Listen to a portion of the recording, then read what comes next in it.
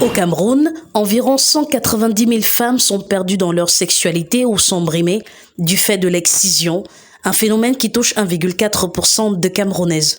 C'est pour briser le silence que les acteurs de la lutte contre l'excision au Cameroun se sont mobilisés à l'occasion de la Journée internationale de tolérance zéro pour les mutilations génitales féminines. Thème de la rencontre, connaissance des droits humains pour une jeune fille émancipée. Une initiative de la mairie de la ville de Douala. Dans le nouvel organigramme de la communauté urbaine, vous avez remarqué que nous avons une direction entière qui s'occupe de la culture, de la promotion des femmes, de l'épanouissement de la jeunesse et des solidarités urbaines. Douala étant le Cameroun en miniature, et Douala regroupant toutes les traditions du Cameroun, il est mathématique de penser qu'au sein de la ville de Douala peuvent se cacher des exciseuses. Parce qu'on ne le dit pas, parce que même là où ça se fait en secret.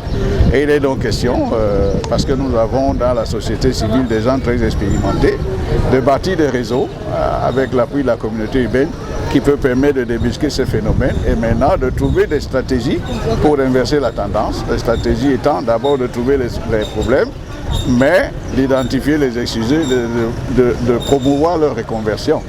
L'excision est pratiquée sur les enfants de 0 à 5 ans dans les régions de l'extrême nord et du sud-ouest Cameroun, ainsi que dans les villes de Yaoundé et Douala, où ont migré les populations de ces territoires. Les familles n'en parlent pas. Il faut que ce soit dénoncé parfois par la victime elle-même ou alors par un voisin qui est au courant de ce qui se passe. C'est un phénomène qui reste caché dans les familles. Il faut vraiment beaucoup de sensibilisation parce que les pratiquants, les femmes ou les hommes qui pratiquent ces actes sont connus dans leur communauté. Bien que tabou, le sujet est souvent abordé par certaines victimes courageuses pour briser le silence. Des activités comme, je peux prendre des pique-niques, du genre on fait une assise entre nous les filles pour qu'elles prennent la parole sans avoir honte d'elles et de ce qu'elles ont vécu.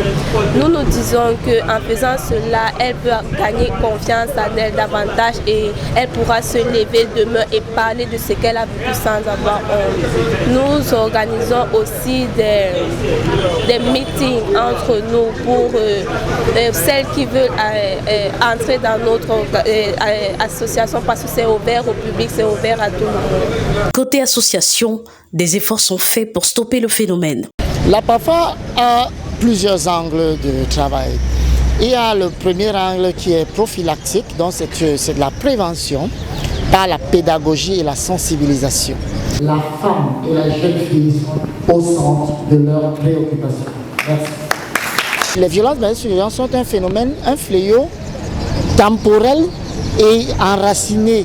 On a souvent tendance à ramener les problèmes de la femme uniquement au 8 mars. Ce qui est une aberration parce que les femmes sont marginalisées, discriminées et même violentées tout au long de l'année.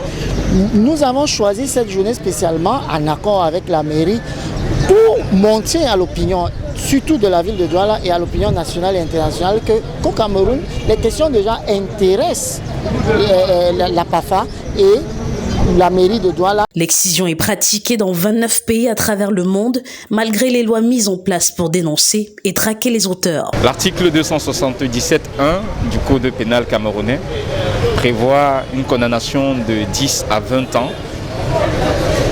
Celui qui procède à la mutilation d'un organe de quiconque, sans distinction de sexe.